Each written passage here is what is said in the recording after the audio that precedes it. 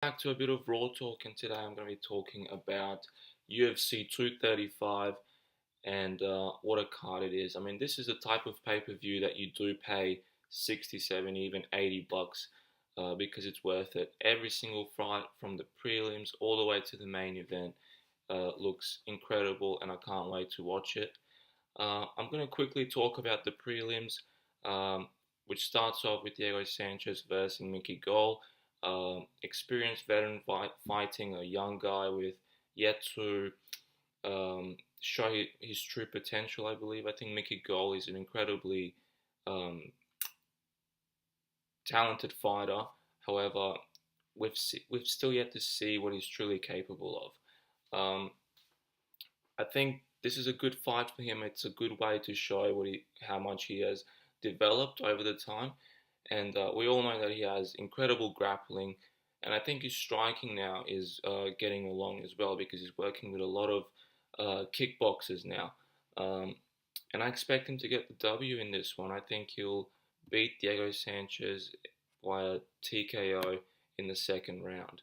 Um, then another very exciting fight is Johnny Walker versus um, Churikanov. Johnny Walker obviously making a quick turnaround from his last fight, which was about um, a month ago, if that.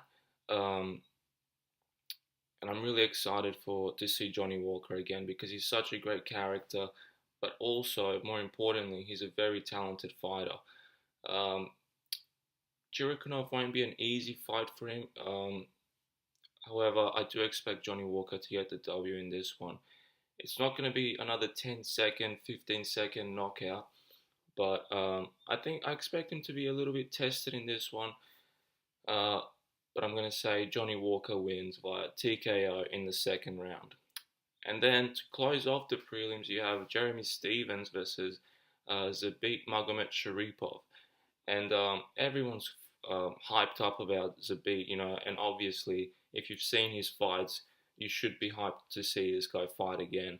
Um, Extremely talented, good at every aspect of MMA, wrestling, striking. His submission game is incredible. However, I feel like Jeremy Stevens is kind of overlooked in this fight. Jeremy Stevens is a very experienced guy. He's been in the UFC for a long time. He's fought some of the best. Um, has fell short of competing for a title, but he's a very good fighter.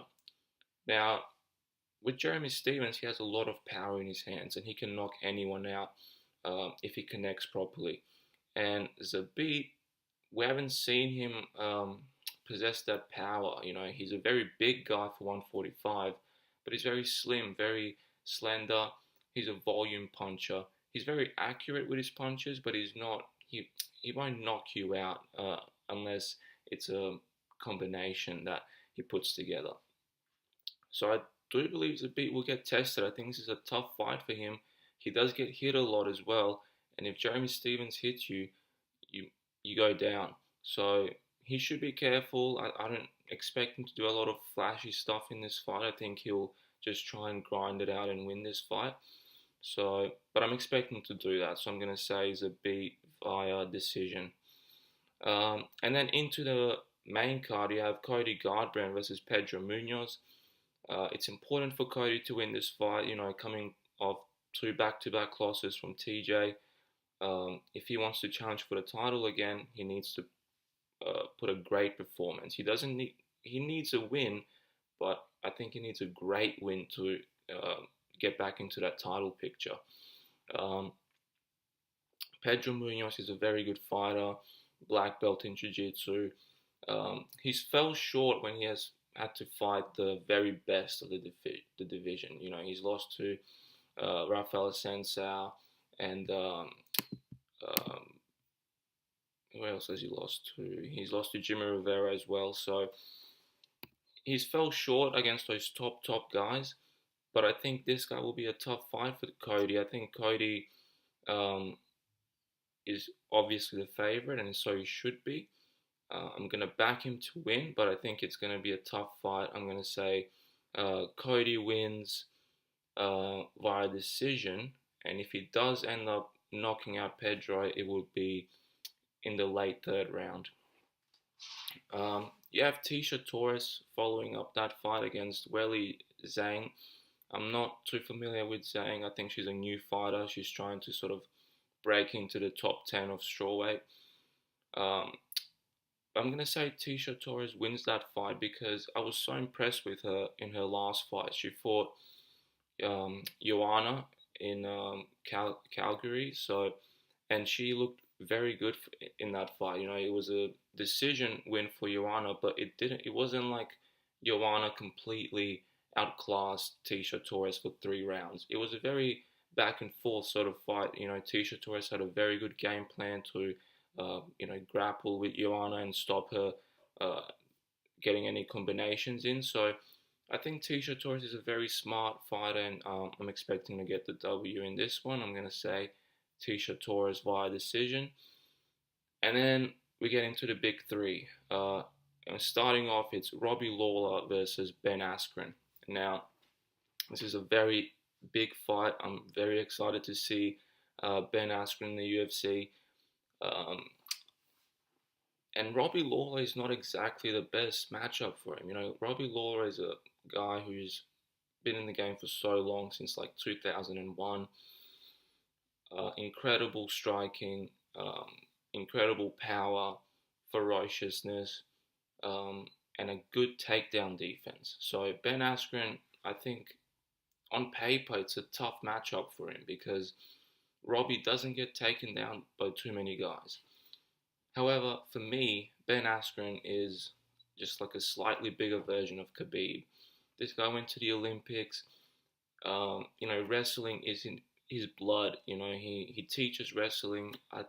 The way he talks about it, he's so passionate.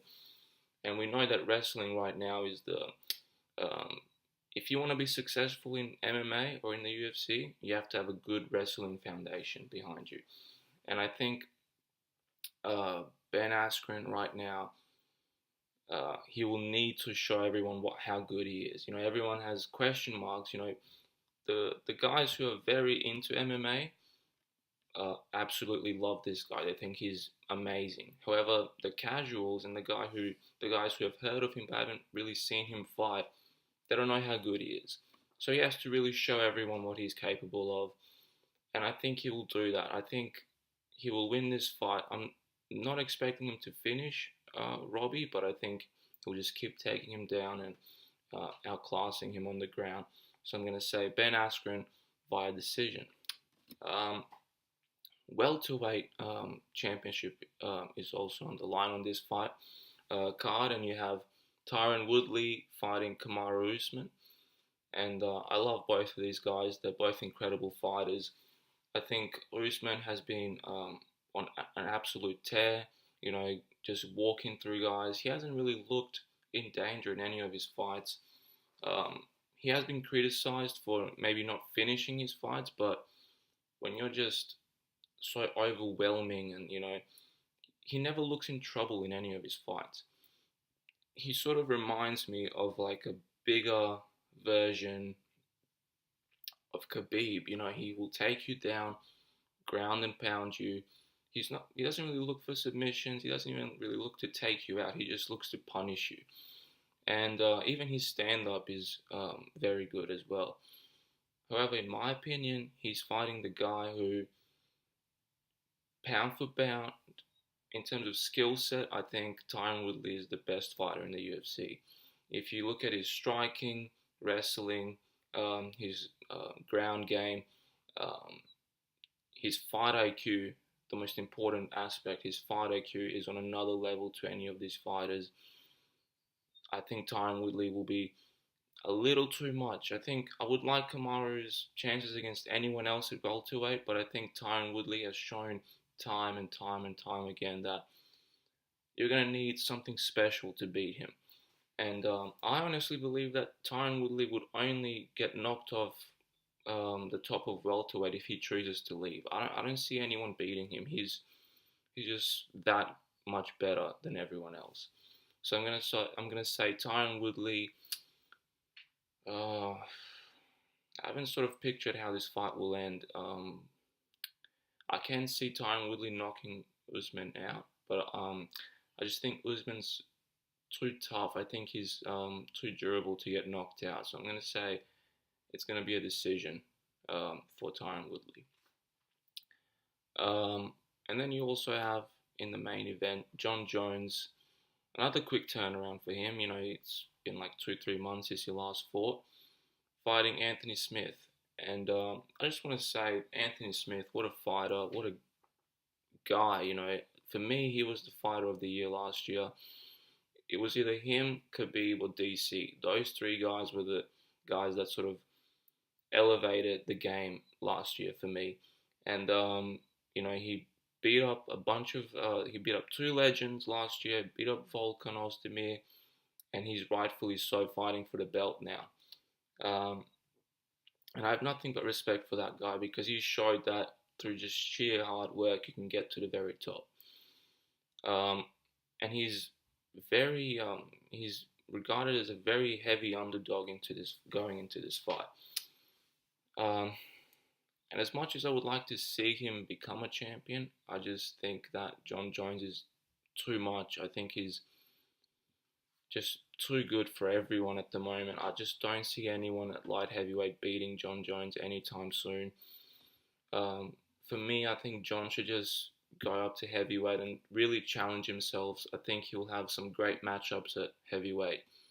Um, but if he wants to be the champion, if he wants to be the greatest champion, he can also stay at light heavyweight. I don't mind that either. So I'm expecting John Jones to win this fight uh, via TKO in the third round.